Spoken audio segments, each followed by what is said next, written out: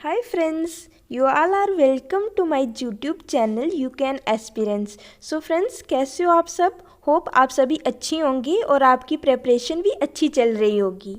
अपने पे कॉन्फिडेंस रखिए, आप सब कुछ कर सकते हैं। You can aspirants. जैसे कि आप सबको पता है कि हमने 500 MCQs की series for each subject start की थी। सबसे पहले हमने सब्जेक्ट चूज़ किया है polity.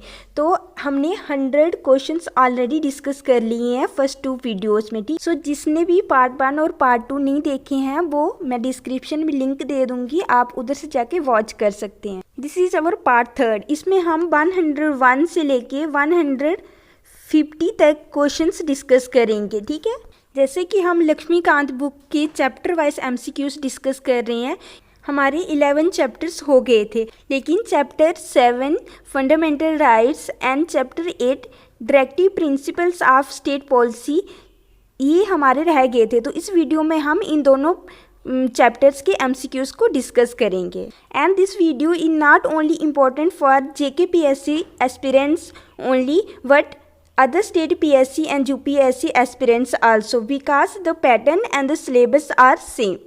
And one more thing, अगर आपको ये वीडियोस अच्छी लग रही हैं तो आप इनको लाइक कर सकते हैं, शेयर कर सकते हैं अपने फ्रेंड्स के साथ और कमेंट में भी मुझे बता सकते हैं ताकि मैं और मोटिवेट होके और ज़्यादा वीडियोस जल्दी जल्दी अपलोड करूँ। So let's start our discussion. Question number 101। Question discuss करने से पहले मैं ये एज्यूम करके चल रही हूँ कि आपने ये दोनों चैप्टर्स पहले से रीड कर लिए होंगे और मैं आपसे ये भी एक्सपेक्ट कर रही हूँ कि आप मेरे साथ साथ क्वेश्चंस के आंसर देने की ट्राई करना। Consider the following statements about fundamental rights. ठीक है, तो पहले हम इसको थोड़ा बहुत रिवाइज कर लेते हैं। फंडामेंटल राइट्स हमारे जो 25 पार्ट्स हैं कॉन्स्टिट्यूशन में, उसके कौन से पार्ट के साथ डील करते हैं? पार्ट थर्ड में क्या है? Fundamental rights. और कौन से articles? 12 to 35 articles deal with fundamental rights. ठीक है, तो कितने हमारे फंडामेंटल राइट्स हैं इस टाइम पे? 6 फंडामेंटल राइट। जब ओरिजिनल कॉन्स्टिट्यूशन बना था हमारा तो तब 7 थे। ठीक है, लेकिन अभी राइट टू प्रॉपर्टी है जो, उसको क्या कर दिया गया है? अभी उसको लीगल राइट बना दिया गया है। ठीक है, तो हमारे कौन कौन से हैं? राइट टू इक्वलिटी में कितने हैं? 4। Then right to freedom 19 to 22। ठीक है, 5 हैं ये। Right against exploitation 23, 24। Right to freedom of religion 25 to 30। Cultural and educational rights 29 to 30। Right to constitutional remedy, देखो 31 जो था वो था राइट टू प्रॉपर्टी। ओके, हमें ये 5 स्टेटमेंट्स दिए हैं फंडामेंटल राइट्स के रिलेटेड और हमें पूछा कि कौन कौन सी करेक्ट स्टेटमेंट्स है। ठीक है, तो they are enforceable in the court of law. Yes, fundamental rights अगर किसी भी पर्सन के सिटीजन्स के क्या होते हैं? वायलेट होते हैं तो वो कोर्ट में जाके बोल सकता है, चाहे वो हाई कोर्ट में जा सकता है या फिर सुप्रीम कोर्ट जा सकता है। हाई कोर्ट कौन से आर्टिकल के अकॉर्डिंग जा सकता है? 226 और supreme court 32। Okay, so yes, 1 is correct. Enforceable in the court of law. These rights are absolute. Absolute का मतलब होता है कि जिसमें कोई भी रिस्ट्रिक्शंस ना हो। ठीक है, फंडामेंटल राइट्स हमारे परमानेंट है, मीन्स उसमें कोई भी रिस्ट्रिक्शंस नहीं है, लेकिन ऐसा कुछ नहीं है। फंडामेंटल राइट्स हमारे क्या हैं? Not absolute. क्यों? कि अगर कोई नेशनल सिक्योरिटी पे कोई थ्रेट होगा, ठीक है, हमारी फंडामेंटल राइट्स की वजह से, या किसी भी कोई फॉरेन कंट्री के साथ रिलेशन ख़राब हो रहे हैं, तो कुछ भी हो रहा है, तो फिर उस टाइम पे हमारे फंडामेंटल राइट्स क्या हो जाएंगे? उन पे रिस्ट्रिक्शंस लग जाएंगी। तो ये क्या हमारा wrong? Fundamental rights are not absolute. Okay, they are suspended during national emergency. Yes, अगर नेशनल एमरजेंसी लगेगी अकॉर्डिंग टू आर्टिकल 352 देन जो हमारे फंडामेंटल राइट्स हैं वो क्या हो जाएंगे? सस्पेंड। लेकिन कौन कौन से आर्टिकल को छोड़ के? 20 and 21। ये याद रखना, 20 और 21 जो आर्टिकल्स हैं फंडामेंटल राइट्स हैं वो सस्पेंड नहीं होंगे। अभी आप मुझे कमेंट सेक्शन में बताओगे कि आर्टिकल 20 क्या है और आर्टिकल 21 कौन सा है। ठीक है, तो ये भी हमारा क्या हो गया? Right statement. They are available only to Indian citizens. No, कुछ जो राइट्स हैं वो सिर्फ इंडियन सिटीजन्स को ही अवेलेबल हैं, लेकिन कुछ राइट्स जो हैं वो फॉरेन सिटीजन्स को भी अवेलेबल हैं। तो ये क्या है? Wrong statement. Then they are contained in part fourth मैंने अभी तो बताया कि पार्ट थर्ड में, तो ये भी क्या हो गई हमारी रॉन्ग। हमें पूछा है करेक्ट, तो करेक्ट कौन कौन सी है, सिर्फ 1 and 3, 1 and 3 D is the right answer. अगर आपने वो चैप्टर सिर्फ फंडामेंटल राइट्स का पढ़ा, एक बार रीड किया है, तो आप इसको बड़ी ईजिली कर लोगे, ठीक है। तो ये और आपकी इधर क्या हो जाएगी, रिवीजन हो जाएगी। एंड मैं ये वीडियोस रिवीजन पर्पज से ही बनाती हूँ, okay. Now question number 102, consider the following statements the state under article 12, under 12 मैंने बताया ना 12 से लेके 35 तक हमारे क्या हैं फंडामेंटल राइट्स। सो आर्टिकल 12 के अंदर जो स्टेट है इंडियन कॉन्स्टिट्यूशन में, उसमें स्टेट के अंदर क्या क्या आता है, ठीक है। क्या government and parliament of India, yes ये भी स्टेट के अंदर आती है। मतलब स्टेट का जो कंसेप्ट है, टर्म है, इसमें क्या क्या इंक्लूडेड है, ठीक है। The government and legislature of the states, yes ठीक है। The local authorities or other authorities within the territory of India or under the control of India government of India. Means local authorities जैसे municipalities, ठीक है, जैसे पंचायत, ठीक है, district boards, और जितनी भी हमारी स्टैट्यूटरी और नॉन स्टैट्यूटरी बॉडीज़ हैं वो भी सारी किसके अंडर आती हैं, स्टेट के। तो ये तीनों की तीनों को है करेक्ट, तो हमारा आंसर हो गया D 1, 2 and 3। Which of the following not included, बोल रहे not included in the article 19। अभी सबसे पहले तो आपको ये पता होना चाहिए कि आर्टिकल 19 क्या बोलता है, ठीक है। Of the constitution of India, right to freedom, right to freedom के अंदर जो आर्टिकल 19 है उसमें क्या क्या इंक्लूडेड नहीं है। आर्टिकल 19 6 फंडामेंटल राइट्स के साथ डील करता है। Freedom of speech and expression, freedom of assembly, ठीक है, फ्रीडम टू फॉर्म एसोसिएशंस बना सकते हैं, यूनियंस बना सकते हैं, फ्रीली मूवमेंट कर सकते हैं अपनी इंडियन टेरिटरी में, ठीक है, रिसाइड कर सकते हैं, कहीं पे भी सेटल हो सकते हैं, freedom of profession, job, occupation, trade, business, ठीक है। तो आर्टिकल 19 के अंदर ये 6 फंडामेंटल राइट्स आते हैं। ये बोले कि कौन सा नहीं आता। सबसे पहले right to reside and settle in any part of the territory of India, yes ये तो आता है, ठीक है। Then right of minorities to establish and administer educational institution, है इसमें कहीं पे नहीं है ये, ठीक है। Then right to form associations and unions, yes ये भी है। Then right to freedom of assemble peacefully and without arms, ठीक है। तो ये भी हमारा क्या है, एक फंडामेंटल राइट्स है अंडर आर्टिकल 19। सो हमारा इसका हमें पूछा है नॉट, तो we is the right answer. ये किसके अंडर आता है, एस्टेब्लिश एडमिनिस्टर एजुकेशनल इंस्टीट्यूशन, ये है आर्टिकल हमारा 29, ठीक है, आर्टिकल 29 ये भी हमारा क्या है फंडामेंटल राइट। अभी आपको ये 6 के 6 राइट्स पता होने चाहिए आर्टिकल 19 के अंदर, और ये भी पता होना चाहिए कि इन पे रिस्ट्रिक्शंस क्या क्या। ये ऐसे ये नहीं है कि आप हमें कुछ भी स्पीच मीन्स कुछ भी बोलो, कुछ भी नहीं, ठीक है, कोई रिस्ट्रिक्शंस हैं इस पे भी, तो आपको ये बताना है मुझे कि कहाँ कहाँ क्या क्या रिस्ट्रिक्शंस हैं, okay. Which of the following pairs is not correctly match, हमें बोल रहा है कि हमें 4 पेयर्स दिए हैं और हमें बोल रहा है कि इनमें से एक जो है वो करेक्टली मैच्ड नहीं है, तो बताओ कौन सा वो, ठीक है। Then freedom of speech and expression, ये तो हमने अभी पढ़ा आर्टिकल 19। फ्रीडम एंड स्पीच एंड एक्सप्रेशन के अंडर आता है included the freedom of press, yes जो हमारा मीडिया है, ठीक है, उसको जो बोल सकता है वो किसके अकॉर्डिंग है, जो right to speech and expression, तो ये क्या हमारा correctly matched. Then freedom of conscience religion के साथ डील करता है, तो include the right to wear and carry kirpans, why 6 kirpans carry करते हैं, तो ये उनको कौन से फंडामेंटल राइट्स दिया गया है, फ्रीडम ऑफ कंसाइंस, ठीक है। Then freedom right to personal liberty, ये हमारा आर्टिकल 21, आर्टिकल 21 क्या कहता है, right to life and personal liberty. Include the right to carry on any trade और बिजनेस, ये तो हमने अभी देखा प्रीवियस क्वेश्चन में कि ये तो हमारा आर्टिकल 19 के साथ डील कर रहा था।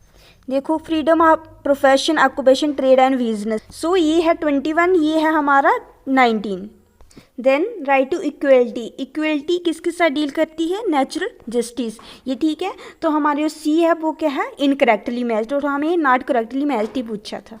Now question number 105, for which of the following can special provisions be made under article 15, article 15 के अंडर किस किस के लिए स्पेशल प्रोविजंस बना सकते हैं, ठीक है। आर्टिकल 15 क्या बोलता है कि डिस्क्रिमिनेशन नहीं होना चाहिए, ठीक है।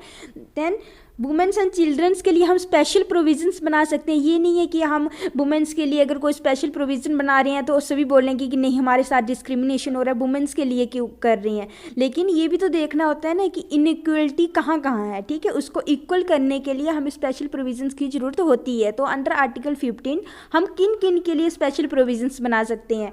Women's and children right, scheduled tribes के लिए भी, शेड्यूल्ड कास्ट के लिए भी, सोशली बैकवर्ड क्लासेस हैं उनके लिए भी। तो 1, 2 and 3 D is the right answer. तो इस क्वेश्चन में बोल रहे हैं कि जो हमारा आर्टिकल 21 है जो कि किसके साथ डील करता है, right to life and personal liberty, ठीक है। तो उसके जो स्कोप को एक्सपेंड कर रही है supreme court through different judgments, ठीक है। जैसे कि right to sleep, right to privacy, ठीक है, ये सब किस में इंक्लूडेड है, आर्टिकल 21 में। तो बोल रहे हैं कि इनमें से कौन सा जो सब्जेक्ट है वो इंक्लूडेड नहीं है, still not included in article 21।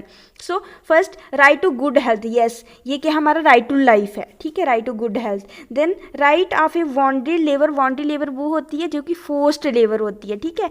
उसको क्या करना, अगर वो रिलीज होके उसके बाद तो उसको क्या है, राइट है रिहेबिलिटेशन का, ओके। तो ये भी क्या हमारा इंक्लूडेड है। देन हमें पूछा not included. Then the right under settlement to claim bonus or dearness allowance, अगर आपको बोनस नहीं मिल रहा है आपकी जॉब में या डियरनेस अलाउंस नहीं मिल रहा है तो ये आपके राइट टू लाइफ को वायलेट नहीं कर रहा है। इससे आप सुप्रीम कोर्ट में नहीं जा सकते कि हमारा right to life article 21 violate हो रहा है, फंडामेंटल राइट। तो ये क्या हमारा अभी तक इसमें इंक्लूडेड नहीं है, तो ये not included. Then right to livelihood by means which are not illegal, immoral, opposed to public, yes right to livelihood भी हमारा आर्टिकल 21 के अंदर इंक्लूडेड है। Then right to life includes right to live with dignity, yes it also included. Then right to life includes the right to receive minimum wages, means कि हमें minimum wages मिलनी ही मिलनी चाहिए। अगर नहीं मिल रही हमें तो हम क्या है, हमारे आर्टिकल 21 का वायलेशन है, ऐसा कुछ नहीं है, ठीक है। तो ये हमारा अभी तक आर्टिकल 21 के अंदर इंक्लूडेड नहीं है, to receive minimum wages. Then right to life include right to guaranteed employment of for 100 years, अगर आपको 100 डेज एक ईयर में काम करने को नहीं मिल रहा है तो आप बोलो कि आर्टिकल 21 का वायलेशन हो रहा है, ऐसा कुछ नहीं है जी, आपका फंडामेंटल राइट वायलेट नहीं कर रहा है। तो this is also not included, ठीक है। तो G F and C is the right answer, क्योंकि हमें पूछा था नॉट इंक्लूडेड, ठीक है। सो आप पूरी की पूरी लिस्ट एक बार ना रीड कर लेना कि आर्टिकल 21 के अंडर कौन कौन से जो सब्जेक्ट्स हैं वो इंक्लूडेड हैं। जैसे राइट टू मैरी, ठीक है, कि आप अपनी पसंद से किसी से भी शादी कर सकते हो। अगर आपकी पसंद से शादी नहीं हो रही तो आप सुप्रीम कोर्ट में बोल सकते हो कि हमारी फंडामेंटल राइट का क्या हो रहा है, वायलेशन हो रहा है। Then right to sleep, right to privacy. देखो आर्टिकल 32 के अकॉर्डिंग हम क्या कर सकते हैं कि हम सुप्रीम कोर्ट में जा सकते हैं अगर हमारा कोई भी फंडामेंटल राइट क्या होता है, वायलेट होता है। लेकिन आर्टिकल 32 हमारा खुद एक क्या है, fundamental right to constitutional remedies, article 32। It means कि हमें कोई रोक नहीं सकता है कि हम सुप्रीम कोर्ट, कोई हमें बोले कि नहीं सुप्रीम कोर्ट नहीं जाना है, ये भी हमारा क्या है, राइट है, हम जा सकते हैं। Question, speaking on article 32 in the constituent assembly the doctor B R Ambedkar described article, इस आर्टिकल को doctor B R Ambedkar ji ने क्या कहा था, the soul of the constitution, yes ठीक है, बोला था इन्होंने। क्यों बोला था, रीज़न क्या था कि article 32 provides effective remedies against violation, अगर हमारा फंडामेंटल राइट क्या होते हैं, वायलेशन होते हैं तो उसके अगेंस्ट हमें इफेक्टिव रेमेडी देती है, यस रीजन भी क्या है, correct. So both A and R individually true, R is the correct explanation of A is the right answer. Under the term double jeopardy in article 20 of the constitution of India a person, बोल रहे हैं कि इस term का क्या meaning है, इस term का ये मीनिंग है, आर्टिकल 20 हमारे किसके साथ रिलेट करता है, ऑफेंसेस के साथ। तो डबल इस जियोपार्डी का क्या मतलब है कि कोई भी पर्सन, सेम पर्सन को हम प्रोसिक्यूट या पुनिश्ड नहीं कर सकते for the same offence more than once, okay, कि एक से ज़्यादा टाइम उसको सेम ऑफेंस किया है सेम पर्सन ने तो हम उसको पुनिश नहीं कर सकते। तो इस टर्म का ये मीनिंग था। 109 which of the following statements about right to religion, right to religion कौन कौन से है 25 to 28 of religion in not, हमें पूछा नॉट करेक्ट, ठीक है। तो the first the state can regulate, state means कोई कुछ भी, सेंट्रल गवर्नमेंट और state government are all in local authority, ठीक है, हमने पढ़ा ना आर्टिकल 12 इसके साथ डील करता है स्टेट के साथ।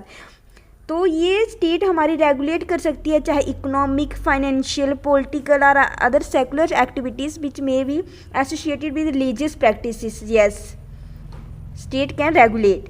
Then restrictions can be impose, right to freedom of religion पे रिस्ट्रिक्शंस इम्पोज करी जा सकती हैं, कब, on the grounds of maintenance of public order, और पब्लिक आर्डर जो मोरालिटी और health, then restrictions are imposed, ये भी क्या हमारा right. Then every religious domination has right to establish करें, maintain करें institutions for religious and charitable institutions, yes this is also the fundamental rights।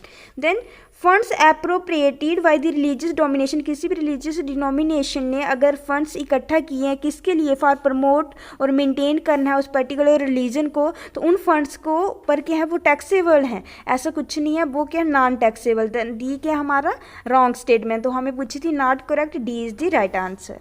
Education is a fundamental of every child between age 6 and 14 years, yes ये हमारा एक fundamental right है, हर एक child का, every child का between 6 and 14 years का अगर child है तो उसको क्या फंडामेंटल एजुकेशन मिलनी ही मिलनी चाहिए, ओके। देन द 84th, ये जो हमारा फंडामेंटल राइट है ये है आर्टिकल 21A के अंदर, 21A। तो ए मीन्स कि जिसको अमेंडमेंट से क्या किया गया है, इंक्लूड किया, तो कौन सी अमेंडमेंट थी वो 86 बोल रहे हैं, 84th कॉन्स्टिट्यूशनल अमेंडमेंट नहीं, ये थी 86th। इट मीन्स ये क्या हमारा फॉल्स, रीजन क्या है फॉल्स, तो सी क्या हो जाएगा हमारा करेक्ट, ए क्या है ट्रू एंड आर क्या फॉल्स। तो राइट टू एजुकेशन कौन से आर्टिकल के अंडर है 21A। Which of the following are the grounds on which discrimination of citizens for admission in educational institution is constitutionally prohibited, ठीक है, ये आर्टिकल 15 की बात कर रहे हैं, ठीक है।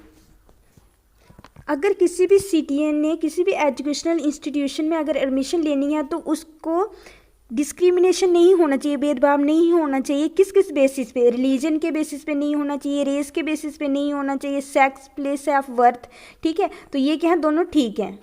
Then nationality and colour, age and nativity, ऐसा कुछ नहीं, हमारे कॉन्स्टिट्यूशन में स्पेसिफिक मेंशन है कि कौन कौन सी ग्राउंड्स हो सकती हैं, only grounds only of religion, race, caste, gender और प्लेस ऑफ बर्थ। तो 3 और 4 क्या हमारी मेंशन नहीं है कॉन्स्टिट्यूशन में, और इन्होंने कॉन्स्टिट्यूशन में ही बोला है, ठीक है, तो सिर्फ क्या हो जाएगा A the right answer. Only religion, race, sex, place of birth या कास्ट के बेसिस पे डिस्क्रिमिनेशन नहीं कर सकते, ठीक है, हमारे एजुकेशनल इंस्टीट्यूशन अगर उन्होंने किसी भी सिटीजन को एडमिशन देनी है। तो मैं बोलती हूँ कि बड़े ध्यान से हर चीज़ को पढ़ना है only, okay. In the context of fundamental rights which of the following is are prohibited, prohibited means मना है अंडर आर्टिकल 23, कौन कौन सी 1, 2 and 3, इन तीनों में से क्या क्या मना है अंडर आर्टिकल 23, तो हमें सबसे पहले आर्टिकल 23 का पता होना चाहिए। सो आर्टिकल 23 क्या बोलते हैं, prohibition of traffic in human beings and forced labour, means traffic means की कुछ जो ट्रेड किया जाता था, ठीक है, बेचा जाता था चाइल्ड्स को या ह्यूमन बींग्स को, फोर्स्ड लेबर को, बहुत सारा कुछ क्या है मना है।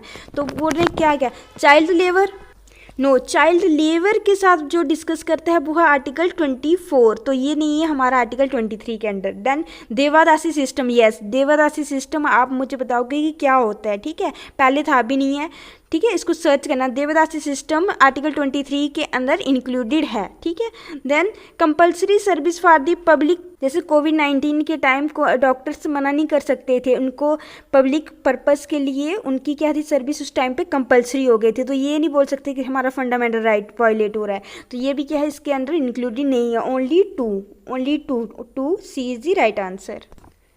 113 consider the following pairs with reference, हमें फंडामेंटल राइट्स दिए हैं और बोला कि ये फंडामेंटल राइट्स कौन से कॉन्स्टिट्यूशनल अमेंडमेंट से ऐड किए गए थे।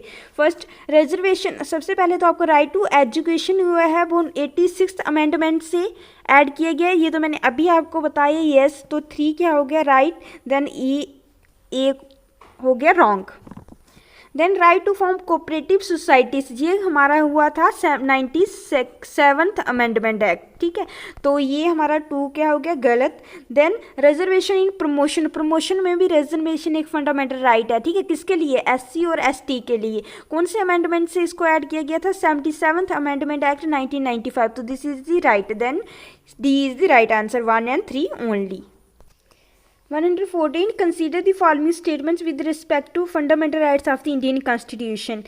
फर्स्ट प्रोसीजर हमें पूछा correct, then procedure established by law, ये किसके साथ, कौन से आर्टिकल के साथ डील करता है, आर्टिकल 14। आर्टिकल 14 क्या बोलता है, equality before law and procedure established by law, तो इन्होंने बोला है कि अंडर आर्टिकल 21, अंडर आर्टिकल 21 नहीं है। इस borrowed from British constitution, yes ये तो ठीक है कि हमने ब्रिटिश कॉन्स्टिट्यूशन से ही इसको क्या किया गया था, बारो किया गया था, लेकिन ये क्या है, अंडर आर्टिकल 14, तो ये हमारा हो जाएगा wrong statement. Then right to marry a person of one's choice is integral to article 21, right to life and liberty, yes ये मैंने अभी आपको बताया था, ये किसके, राइट टू मैरी किसके अंडर आता है, article 21, so only B is the right answer. Question number 115, ये British citizen staying in India, अगर कोई भी ब्रिटिश का सिटीजन है वो अगर इंडिया में रह रहा है तो कैनॉट क्लेम, नहीं क्लेम कर सकता, कौन से राइट के लिए। सबसे पहले आपको मैंने एक बात बताई थी कि जो कुछ आर्टिकल्स, कुछ फंडामेंटल राइट्स ऐसे हैं जो कि हमारे सिर्फ इंडियन सिटीजन्स के लिए ही अवेलेबल हैं, लेकिन कुछ बाकी क्या है, बाकी फॉरेन और इंडियन दोनों के लिए अवेलेबल है। तो जो सिर्फ इंडियन के लिए अवेलेबल है वो है 15, 16, 19, 29 एंड 30, ओके, ये वाले सिर्फ इंडियंस के लिए है, इस पर कोई भी फॉरेन सिटीजन क्लेम नहीं कर सकता। Then freedom of trade and profession, जी हमने अभी पढ़ा था, ट्रेड एंड प्रोफेशन किस में था, under article 19। Then equality before law 14 है ना, equality before law and procedure established by law. Protection of life and personal liberty article 21 and freedom of religion, religion किसके साथ डील करता है, 25 to 28। सो इन राइट्स पे जो British का है वो क्लेम नहीं कर सकता, बाकी सारे उसके लिए अवेलेबल हैं। तो इनमें से कौन सा है, सिर्फ 19, मीन्स वो फ्रीडम ऑफ, वो नहीं बोल सकता कि ट्रेड और प्रोफेशन उसका फंडामेंटल राइट है, ये नहीं है इंडिया में, ठीक है, तो ए इज द राइट आंसर। अभी आप पढ़ोगे अभी के 15, 16, 19, 29, 30 किस किस के साथ डील करता है, okay. Question number 116, which one of the following rights abolished untouchability and prohibits its practice as a fundamental right. तो बोल रहे हैं कि अनटचेबिलिटी अबॉलिश, इनमें से कौन से राइट्स ने किया है, तो हमें पता है कि अनटचेबिलिटी कौन से आर्टिकल के अंडर आता है, आर्टिकल 17, और आर्टिकल 17 कौन से इनमें से राइट के अंडर आता है, राइट टू इक्वलिटी, ठीक है, so our answer is B, right to equality. Question number 117, which one of the following provisions of the constitution ensure political equality, हमें पूछा है कि कौन कौन से provisions political equality को इंश्योर करते हैं, ठीक है, और हमें पूछा है करेक्ट आंसर। सबसे पहले elections based on adult suffrage, adult suffrage means कि 1 people 1 वोट, एक पर्सन को एक ही वोट है, तो इट मीन्स कि ये पॉलिटिकल इक्वलिटी है, तो 1 क्या है, राइट। देन थर्ड देखते हैं, no in eligibility for inclusion in electoral rolls on grounds of religion, race, caste और सेक्स, इनके बेसिस पे कोई भी डिस्क्रिमिनेशन नहीं होनी चाहिए इन द इलेक्टोरल रोल्स, तो ये भी क्या है, सही है, ये भी क्या इंश्योर करता है, पॉलिटिकल इक्वलिटी। देन 1 and 3 जिसमें है उसको रहने दो, बाकी बी भी एलिमिनेट हो गया एंड डी भी एलिमिनेट हो गया। अब second, abolition of titles, titles means article 18। तो अभी मुझे बताओ, अगर टाइटल को अबॉलिश कर रहे हैं, टाइटल मीन्स कि जैसे किसी को 1947 से पहले किसी को टाइटल था नवाब ऑफ राजा, ठीक है, इनको क्या कर दिया है, अबॉलिश, तो इसको अबॉलिश करने से क्या पॉलिटिकल इक्वलिटी इंश्योर होती है, ऐसा कुछ नहीं है, तो 2 क्या है, wrong, 1 and 3 is the right answer, A is the right answer. Question number 118, consider the following statements in the context of freedom of religion. सबसे पहले तो हमारे दिमाग में ये आना चाहिए कि फ्रीडम ऑफ रिलीजन मीन्स कौन कौन से आर्टिकल 25 to 28, ठीक है। As mentioned in the constitution of India, हमें पूछा है कि which of the statements given above are correct, ठीक है।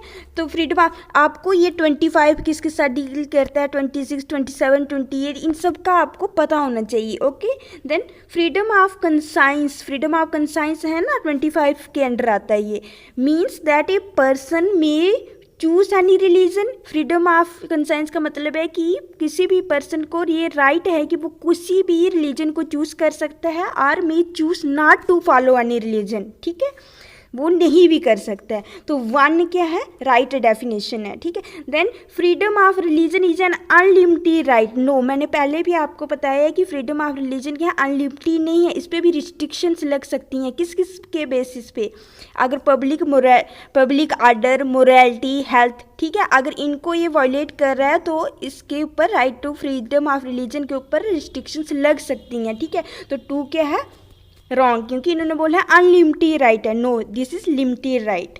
Then the constitution has guaranteed the right to propagate one's religion. जैसे कॉन्स्टिट्यूशन एक गारंटी दी है कि वो राइट है किसी भी पर्सन को कि वो अपने रिलीजन को प्रोपोगेट कर सकता है, विच इंक्लूड्स परसुएडिंग। परसुएडिंग मतलब किसी भी पीपल को मनाना, परसुएड करना, to convert from one religion to another. Yes, constitution ने ये हमें राइट दिया है कि हम किसी भी पर्सन को परसुएड कर सकते हैं, ओनली मना सकते हैं, फोर्सफुली कन्वर्जन नहीं, ठीक है। तो this is right. Then 1 and 3 C is the right answer.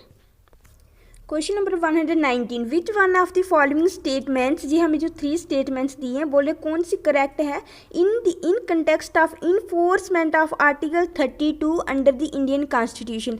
सबसे पहले तो आर्टिकल 32 किसके साथ डील करता है, right to constitutional remedies, means कि हम सुप्रीम कोर्ट और हाई कोर्ट जा सकते हैं अगर हमारा फंडामेंटल राइट्स क्या होते हैं, वायोलेट।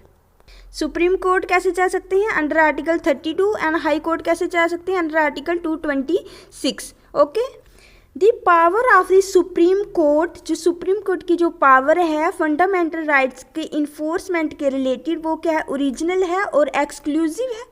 देखो ओरिजिनल क्या होती है कि जैसे हमारे पास सुप्रीम कोर्ट है, हाई कोर्ट है, और कोई केस हो, ठीक है, तो हमें पहले कहाँ जाना पड़ता है, हाई कोर्ट, उसके बाद हम सुप्रीम कोर्ट जा सकते हैं। लेकिन ये फंडामेंटल राइट की वायोलेशन के केस में हम directly under article 32 supreme court जा सकते हैं। तो यस, ओरिजिनल का मतलब क्या होता है कि फर्स्टली हम कहाँ जा सकते हैं, सुप्रीम कोर्ट, ना कि किसी के थ्रू पहले, ठीक है। तो यस, ओरिजिनल है। देन एक्सक्लूसिव होती है सिर्फ और सिर्फ सुप्रीम कोर्ट के पास ही ये पावर है कि अगर फंडामेंटल राइट वायलेट होते हैं तो बस सुप्रीम कोर्ट ही जजमेंट दे सकती है, नो, ठीक है। हाई कोर्ट के पास भी पावर है, सुप्रीम कोर्ट ओनली नहीं है, ठीक है। तो एक्सक्लूसिव नहीं है। एक्सक्लूसिव का क्या मतलब होता है, ओनली सुप्रीम कोर्ट के पास पावर है, नो, हाई कोर्ट के पास भी पावर है। तो एक्सक्लूसिव नहीं है, तो ये हमारा क्या हो गया, wrong statement. Then president can empower any court, president empower कर सकती है किसी भी कोर्ट को to issue directions, orders and writs of all kinds. No, president नहीं एम्पावर करते हैं कोर्ट को, ये करते हैं पार्लियामेंट, हमारी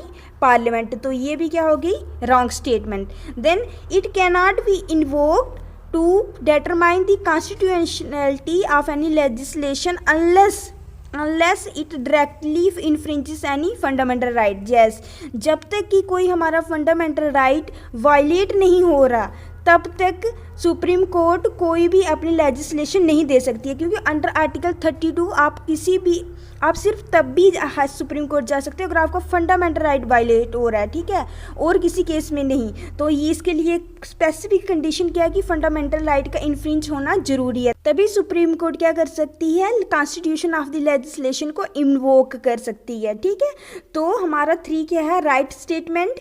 our answer is only 3, C is the right answer. अगर आपको ये समझ नहीं आए तो आप एक बार फिर से इस क्वेश्चन को रिपीट करके इसी वीडियो में देखना, आपको समझ आ जाएगी।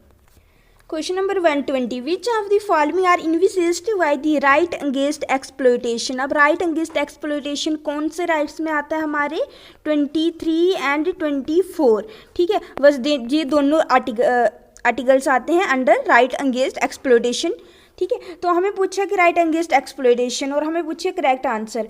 तो देखो जो prohibition of traffic in human beings and forced labour, ये डील करते हैं विद आर्टिकल 23, ठीक है। हमें मना है किसी भी ह्यूमन बींग्स या फोर्स्ड लेबर को हम ट्रैफिकिंग नहीं कर सकते, ठीक है। 1 is right. Then abolition of untouchability, untouchability हमारा डील करता है विद 17 राइट टू इक्वलिटी, तो ये नहीं है, राइट अगेंस्ट एक्सप्लॉयटेशन के अंडर नहीं आता है, ठीक है। Then protection of the interest of minorities, minorities के साथ डील करते हैं 29 और 30 आर्टिकल, तो ये भी नहीं है, ठीक है। Then prohibition of employment of children, children को एम्प्लॉय नहीं कर सकते आप किसी भी फैक्ट्रीज और माइंस में, ठीक है, इसके लिए प्रोहिबिशन मना है, तो ये डील करते हैं अंडर आर्टिकल 24। 1 ये 23 के साथ है और ये आर्टिकल 24 है, तो 1 and 4 only deals with right against exploitation, ठीक है। तो हमारा आंसर क्या हो गया, C 1 and 4।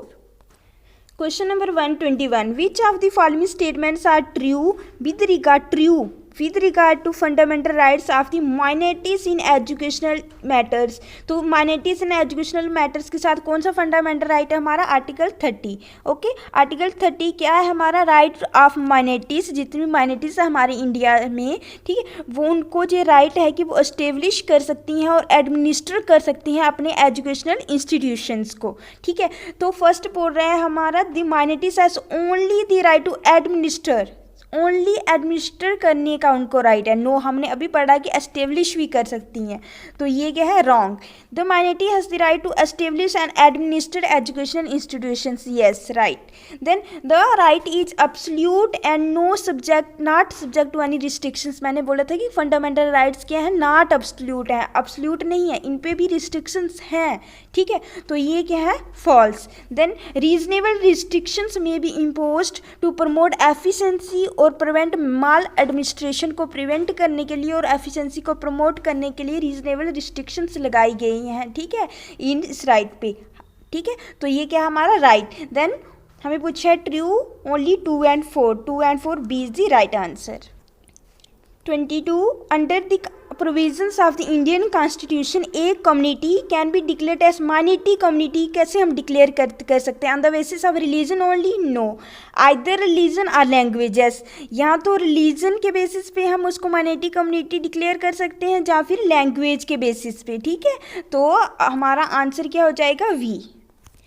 123 93rd amendment of the constitution of India deals with, 93 amendment किसके साथ डील करता है, ये डील करता है reservation for admissions in educational institution. किसी भी एजुकेशनल इंस्टीट्यूशन में अगर एडमिशन लेनी है तो उसमें रिजर्वेशन दी गई है under 93rd amendment of the constitution. 124 in the Indian constitution the power to issue a writ is vested only, ठीक है।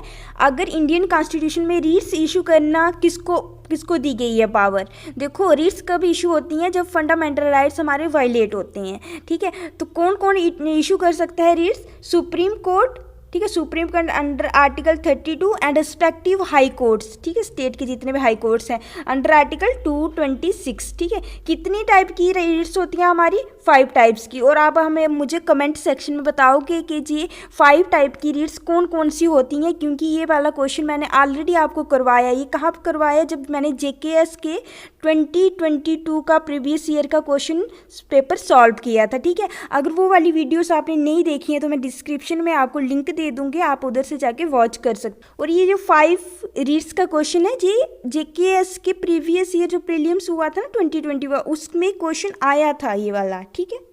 So D is the right answer. 125 which of the following statements are correct with regard to article 17। Article 17 किसके under आता है, right to equality, abolition of untouchability, okay. हमें पूछा correct answers. Then it abolish, article 17 के under abolish किया गया है untouchability को और उसकी प्रैक्टिस को इन एनी फॉर्म, अनटचेबिलिटी में जो छुआछूत होती थी, ठीक है, उसको अबॉलिश कर दिया गया है, यस, आर्टिकल 17 के अंडर, यस, ठीक है। Untouchability has been defined under article 17, no, इसको कोई प्रॉपर डेफिनेशन नहीं दी गई है अंडर आर्टिकल, ये बोल रहे हैं कि डिफाइन किया गया है, तो ये क्या है हमारा wrong. Then it is available only against the state, बोल रहे अगर स्टेट आपके साथ छुआछूत करे, अनटचेबिलिटी करो, तभी आप सुप्रीम कोर्ट जो हाई कोर्ट जा सकते हो। नो, ये अगर आपका कोई प्राइवेट इंडिविजुअल है, जैसे कि अगर हम कॉमन पीपल है कोई, अगर वो भी आपके साथ अनटचेबिलिटी की प्रैक्टिस, तो आप तब भी कहाँ जा सकते हो, हाई कोर्ट और सुप्रीम कोर्ट। तो ओनली नहीं है, ठीक है। स्टेट तो आपको पता है स्टेट क्या होती है, गवर्नमेंट हो जाए। आर्टिकल 12 के अंदर स्टेट की पूरी डेफिनेशन दी गई है ना, government, central government, state government से हमारी जो लोकल बॉडीज है, म्यूनसिपैलिटीज, पंचायत, जो कॉन्स्टिट्यूशनल बॉडीज हैं, जो हमारी स्टैट्यूटरी बॉडीज हैं, ठीक है, ये सारी किसके अंडर आती हैं, स्टेट की डेफिनेशन में, ठीक है। तो ओनली नहीं है, प्राइवेट इंडिविजुअल भी हो सकता है, तो third is wrong. Then it is implemented, इसको कैसे इंप्लीमेंट किया गया है, by the protection of civil rights act 1955, yes, ठीक है। तो सी राइट, हमें पूछा करेक्ट कौन सा है, 1 and 4, B is the right answer. 126, which of the following fall within the purview of freedom of speech and expression था ना, आर्टिकल 19 के अंदर जो 6 राइट्स थे उसमें एक freedom of speech and expression भी था। तो बोल रहे हैं इन 4 में से freedom of speech and expression के अंडर क्या क्या आता है, ठीक है। फ्रीडम ऑफ साइलेंस, यस, ये भी फ्रीडम ऑफ स्पीच के अंदर आता है, कि साइलेंस, जहाँ तो आप स्पीच बोलना चाहो तब भी आपको कोई रोक नहीं सकता, अगर आप नहीं बोलना चाहो, साइलेंस रहना चाहो, तब भी आपको कोई नहीं रोक सकता। ये भी आपका क्या है, राइट है, एक फंडामेंटल राइट, ठीक है। तो ये किसके अंडर आता है, speech and expression. Then right to strike, right to strike नहीं है, हाँ, पीसफुली आप असेंबल कहीं होना चाहते हो, पीसफुली, तो ठीक है, तो है, लेकिन राइट टू स्ट्राइक आपका कोई भी freedom of speech and expression के अंडर नहीं आता है, तो ये क्या है, wrong. Right to telecast, yes, ये भी किसके अंडर आता है, freedom of speech and expression. Right to know about, government की जितनी भी एक्टिविटीज हैं उनके बारे में आपका जानना, ये भी किसके अंडर आता है, freedom of speech and expression, ठीक है। तो 1, 3 and 4 is the right answer. 127, if the national emergency लग जाए, नेशनल एमरजेंसी कौन से आर्टिकल के अंडर लगती है, 352, कौन लगाता है, प्रेसिडेंट, ठीक है। Is declared on the ground of armed rebellion, लेकिन ये बोला है इन्होंने स्पेसिफिक आर्म्ड रेविलियन के ग्राउंड पे अगर नेशनल एमरजेंसी लगी है तो बोल रहे हैं कि फंडामेंटल राइट्स जो अंडर 19 है वो ऑटोमेटिकली सस्पेंड हो जाएंगे। नहीं, ये सबसे बड़ी गलती करते हो आप, ठीक है। अगर एक्सटर्नल एग्रेशन की जहाँ बार की कंडीशन है तब अगर नेशनल एमरजेंसी लगती है तो आपका जो आर्टिकल 19 है वो ऑटोमेटिकली सस्पेंड हो जाएगा। लेकिन अगर आर्म्ड रेविलियन के केस में लगती है इन नेशनल एमरजेंसी तो हमारा आर्टिकल 19 ऑटोमेटिकली सस्पेंड नहीं होगा। तो ये हमारा क्या आ गया, रॉन्ग, क्योंकि इन्होंने स्पेसिफिक बोला है कि आर्म्ड रेविलियन के केस। अगर इन्होंने लिखा होता वार और एक्सटर्नल एग्रेशन तो हमारा ये ऑटोमेटिकली सस्पेंड हो जाता, ठीक है। और कौन कौन से ऐसे आर्टिकल हैं जो हमारे किसी भी कंडीशन में, चाहे वो नेशनल एमरजेंसी हो चाहे कुछ भी हो, वो हमारे सस्पेंड नहीं होते हैं, तो वो हैं 20 और 21, ठीक है। जैसे the enforcement of the fundamental rights granted under article 21 and 22 can not be suspended. बोल रहे हैं 21 और 22 सस्पेंड नहीं होते, नहीं, मैंने बोला 20 और 21, तो ये क्या हो गया, रॉन्ग स्टेटमेंट। फर्स्ट भी रॉन्ग, थर्ड भी रॉन्ग, ठीक है। तो then president can suspend the right to move the court for the enforcement of fundamental rights, yes, president suspend करते हैं। अगर national emergency on the basis of ground rebellion लगे तो प्रेसिडेंट ये आर्डर इशू कर सकते हैं कि आपके जो राइट टू मूव कोर्ट में जाना जो अंडर आर्टिकल 32 है वो आपको क्या हो जाएगा, सस्पेंड। तो यस, ये प्रेसिडेंट ही करते हैं, तो ये क्या हमारा राइट स्टेटमेंट। तो ओनली हमें पूछा है इन्होंने करेक्ट, और करेक्ट हमारा ओनली क्या है, B is the right answer. तो आप फंडामेंटल राइट्स को ना एक बार अच्छे से डीपली उनको स्टडी कर लेना, ठीक है। ऐसे क्वेश्चन आपको कंफ्यूज कर सकते हैं, और यही क्वेश्चन, इसी टाइप के क्वेश्चन आपके JKS एग्जाम्स और UPSC एग्जाम्स में पूछे जाते हैं।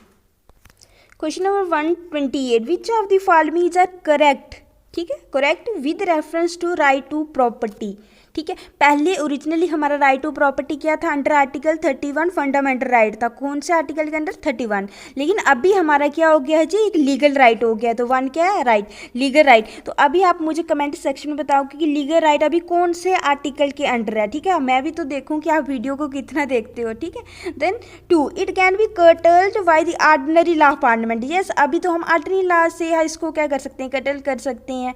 पहले अगर फंडामेंटल राइट था तो नहीं कर सकते थे, ठीक है, अब भी कर सकते हैं। Yes two right in case of violation, अगर इसका वायलेशन होता है राइट टू प्रॉपर्टी, ठीक है, तो आप जो अग्राइव्ड पर्सन है जिसके साथ वायलेशन हो रहा है वो can directly move the supreme court for इस इन्फोर्समेंट। क्या अभी सुप्रीम कोर्ट जा सकते हैं? नहीं।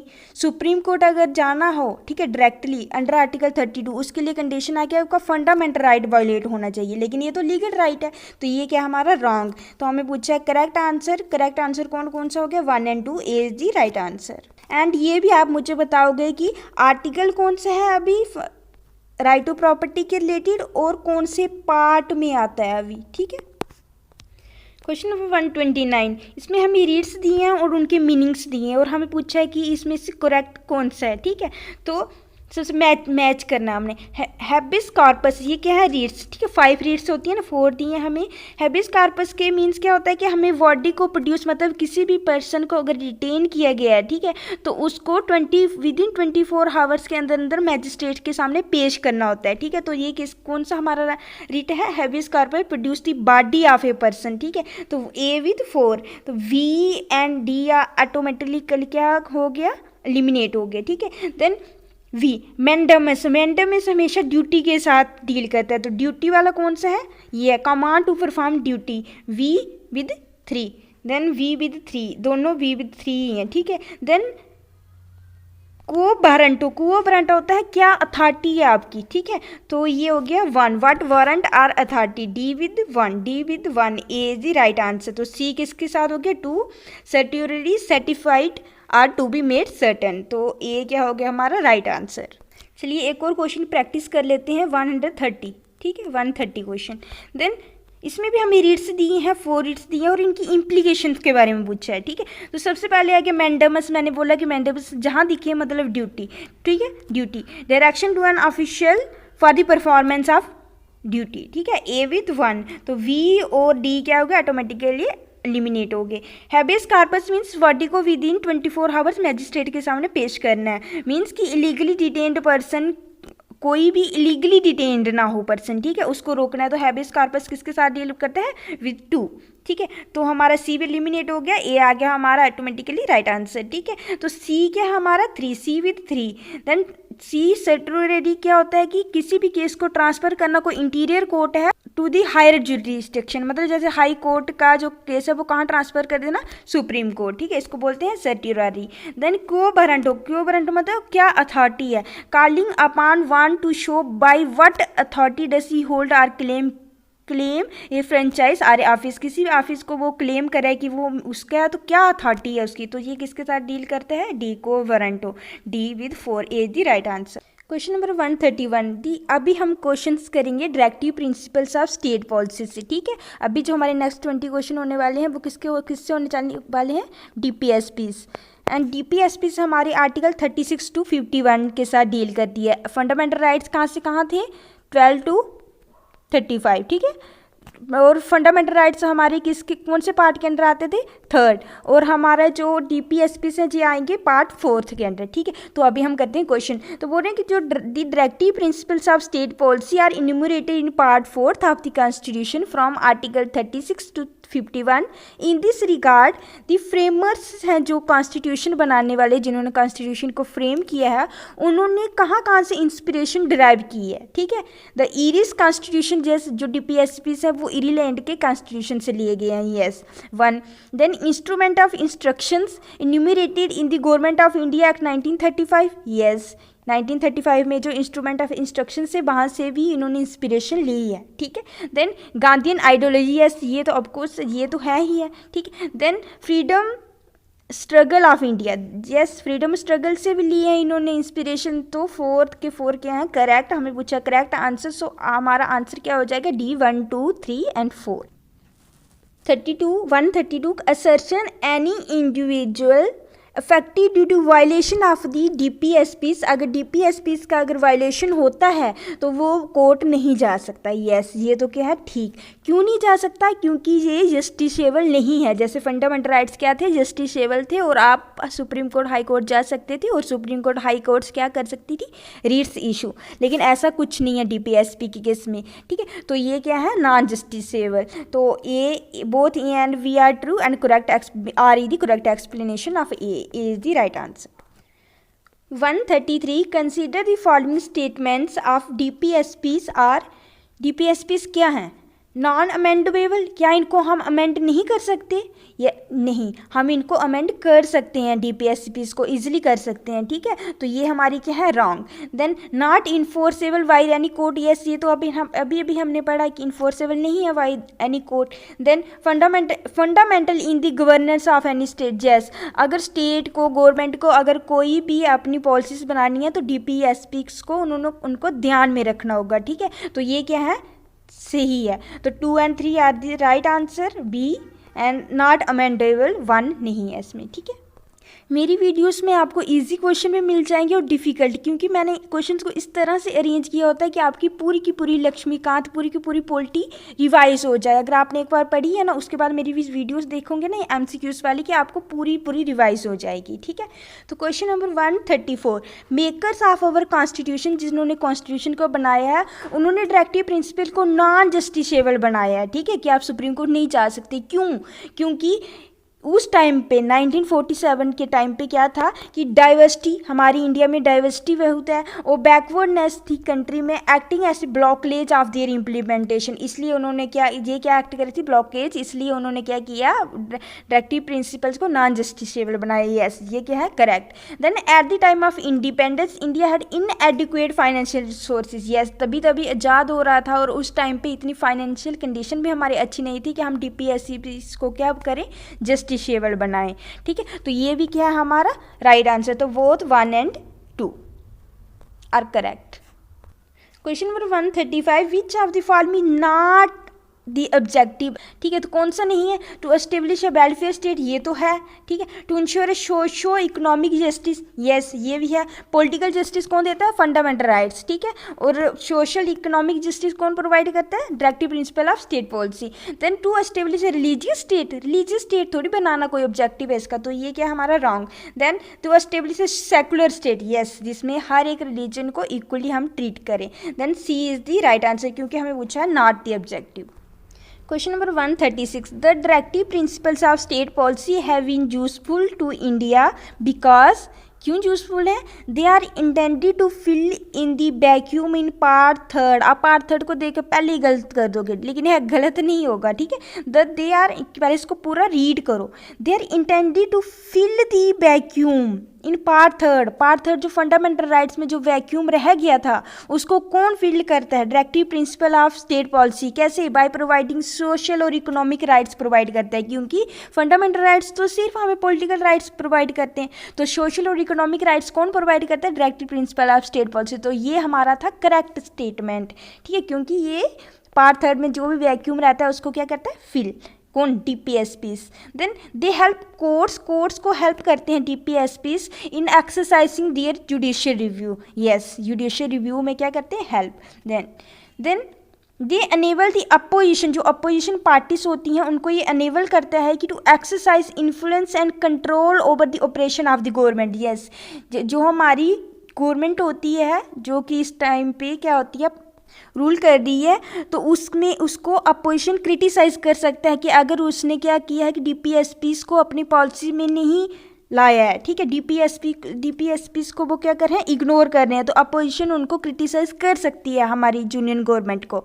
तो ये क्या है हमारा C the right answer. Then 136 का जो करेक्ट आंसर हो गया वो क्या है, डी 1, 2 and 3 तीनों के तीनों क्या है हमारे यूजफुल हैं इंडिया के लिए, ओके।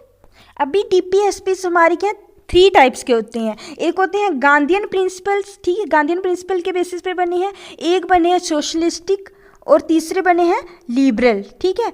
तो इन्होंने हमें पूछा है कि जो है ना हमारे 36 to 51 तक डीपीएसपीज, ठीक है, इनको हमने किसमें 3 कैटेगरीज में डिवाइड किया। अब इन्होंने पूछा कि which of the following directive principles is are based on, Gandhian principles पे बेस्ड हैं, ठीक है।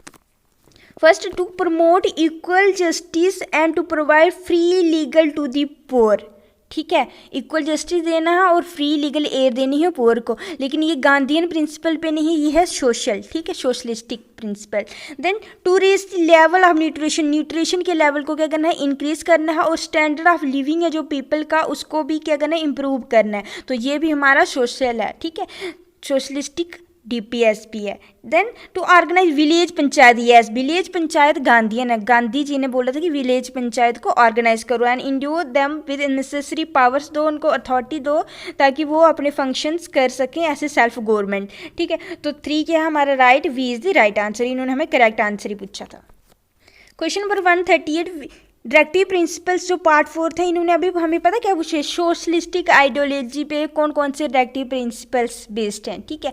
तो पहले to organise agriculture and animal husbandry and modern और साइंटिफिक लाइन पे हम एग्रीकल्चर और एनिमल हस्बेंड्री को ऑर्गेनाइज करेंगे, तो ये हमारा लिबरल, ठीक है, ये क्या है हमारा liberal. Then to promote equal justice and free legal aid, ये तो मैंने अभी आपको बताया कि ये है सोशलिस्टिक, ठीक है।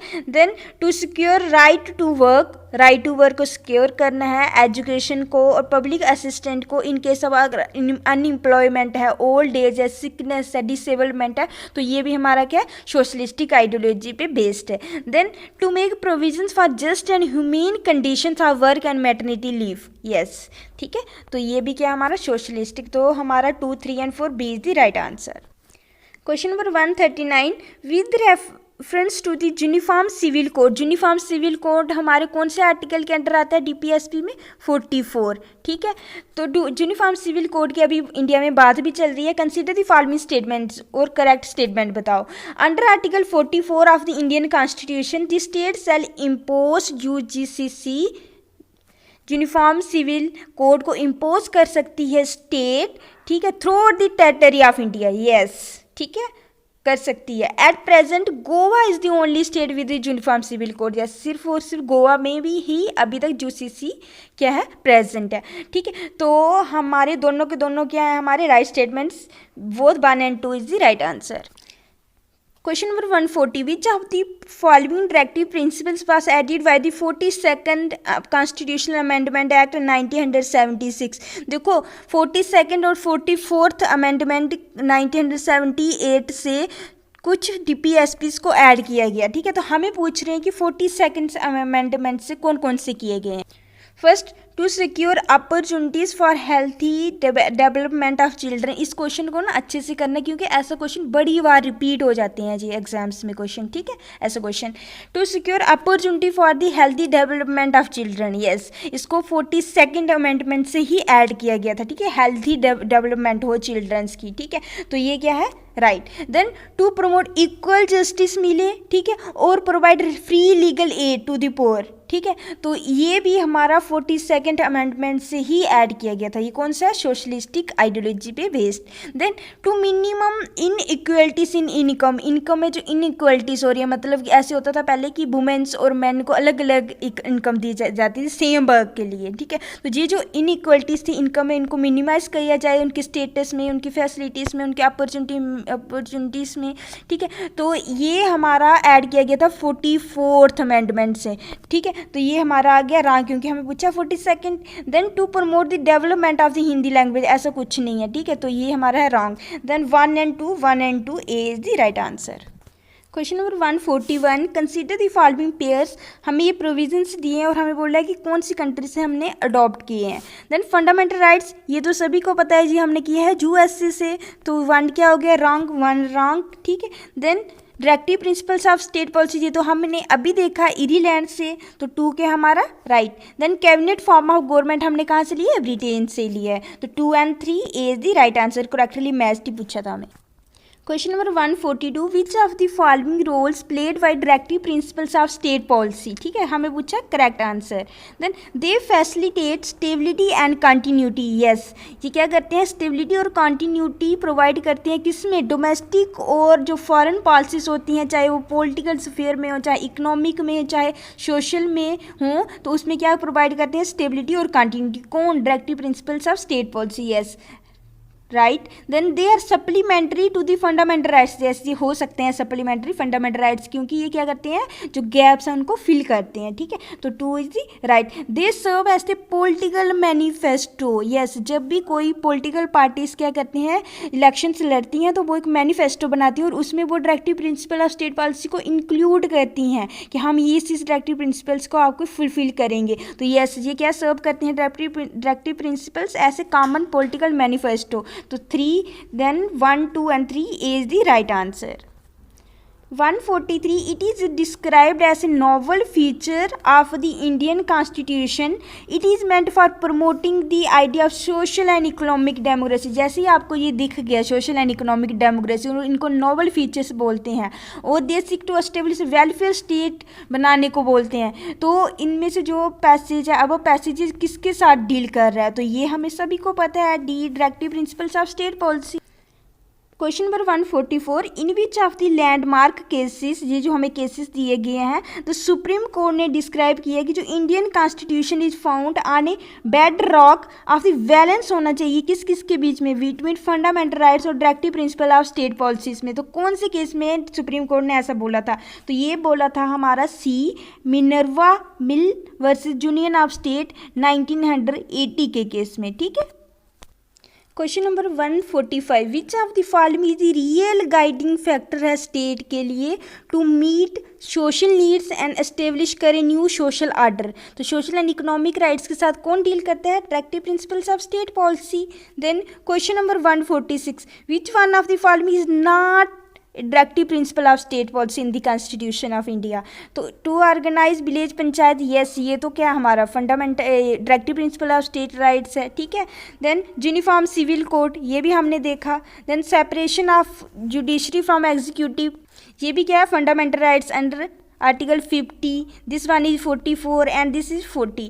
तो राइट ऑफ, ये हमारे तीनों के हैं DPSP, right of minority to establish and administer educational institution, ये तो हमने देखा था आर्टिकल 30 के अंडर हमारा क्या है, एक फंडामेंटल राइट है, ठीक है। तो ये हमारा DPSP नहीं है, D is the right answer, हमें पूछा था not.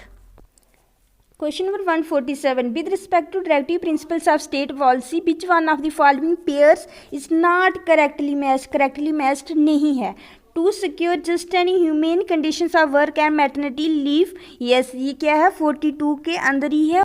Then to organise village panchayat, yes, under article 40, अभी बताया मैंने आपको। To secure the improvement of public health and prohibition, article 47, ठीक है।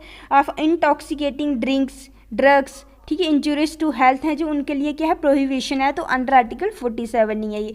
To protect all monuments of historical interest and national importance, ये हमारा 50 के अंदर नहीं है जी, है 49, क्योंकि 50 के अंदर मैंने अभी आपको बताया कि क्या था, separation of judiciary from executive. So D is the right answer, क्योंकि हमें पूछा नॉट करेक्टली मैच। तो आपको जितने भी फंडामेंटल राइट्स हैं 12 to 35 और जितने भी directive principles of state policies हैं 36 to 51, इनका आपको थोड़ा थोड़ा आइडिया होना चाहिए। आइडिया क्या, आपको इसका पता ही होना चाहिए, ठीक है, क्योंकि इनसे क्वेश्चन तो आते ही आते हैं इनके आर्टिकल्स के related.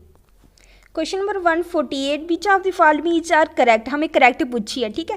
42nd amendment act 1976 to the constitution of India gave primacy to the directive principles over fundamental rights, yes, क्योंकि इसमें बड़े सारे डायरेक्टिव प्रिंसिपल्स को क्या किया था, ऐड, ठीक है। तो ये क्या हमारा right. Then Minerva Mills case में क्या किया गया था 1980 में, rule that there has a balance between part 3rd and part 4th। Part 3rd क्या है, fundamental rights, and part 4th क्या है, DPSP। तो इनके बीच में क्या होना चाहिए, बैलेंस, ये तो हमने अभी पढ़ा, तो ये भी क्या हमारा right answer, right statement. Then national commission for review of the working of constitution ने रिकमेंड किया था कि डायरेक्टिव प्रिंसिपल्स को जस्टिसेबल बनाना है, नहीं ऐसी कोई रिकमेंडेशंस नहीं दी गई थी इनके द्वारा, तो ये क्या हमारा wrong statement. Then 1 and 2 A is the right answer.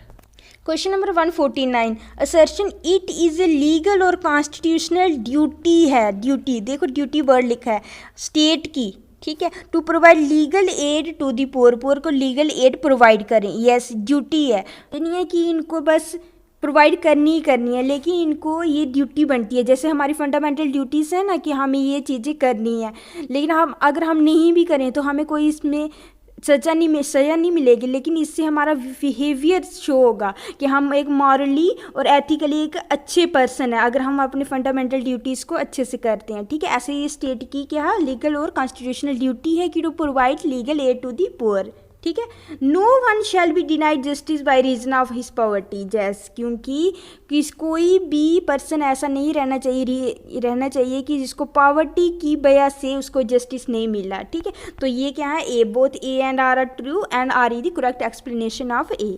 Question number 150, consider the following statements article, और हमें पूछे correct statements. Article 46 of the constitution of India provides free legal aid to scheduled caste and scheduled tribes. यह क्या ये सही है? नहीं, तभी मैं आपको बोल रही हूँ कि आपको आर्टिकल्स पता होने चाहिए, खासकर फंडामेंटल राइट्स और directive principle of state policies के, ठीक है।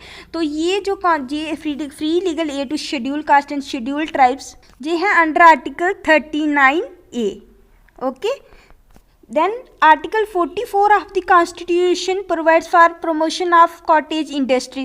Article 44 तो मैंने अभी आपको बताया था कि ये यूनिफॉर्म सिविल कोड के साथ डील करता है, तो ये पहला भी गलत है, सेकंड भी गलत है, क्योंकि promotion of cottage industries deal करता है आर्टिकल 43, ठीक है। तो हमारा दोनों के है रॉन्ग, लेकिन हमें पूछा करेक्ट, तो करेक्ट एक भी नहीं है, नाइदर 1 नॉट 2। अभी आपके माइंड पे क्वेश्चन आ रहा है आर्टिकल 46 किसके साथ डील करता है, तो अगर ये लीगल करता है 39A के साथ, 44 यूसीसी के साथ, 43 कॉटेज इंडस्ट्री के साथ, तो आर्टिकल 46 करता है एजुकेशनल और economic interest of the weaker sections of the people, ठीक है। स्पेशल केयर देनी है स्टेट ने, ओके। सो जहाँ पे हमारे 150 क्वेश्चंस होते हैं कंप्लीट, ठीक है, और हमारा पार्ट 3 भी होता है कंप्लीट।